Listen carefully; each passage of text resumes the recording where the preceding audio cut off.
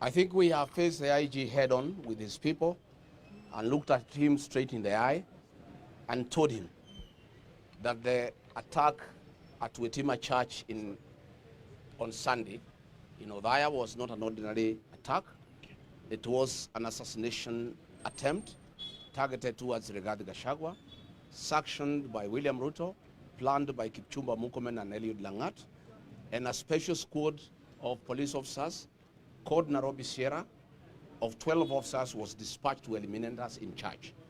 We have told the IG that before we come back on the 16th, those members of that unit need to be arrested and disarmed and taken to court, and he must give that assurance.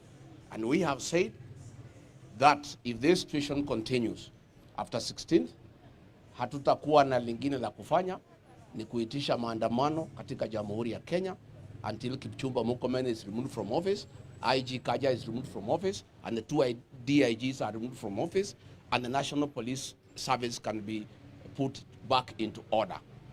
2 vehicles were sent from Nairobi by the regional police commander, one from Buruburu Police Station, another one from Makadara Police Station. Hao ndio walisafirisha hao maafisa ya polisi ambaye majina yao yote tumewapatia, na tungetaka wachukue hatua, hao maafisa wakuwe disarmed na wapelekwe kotini.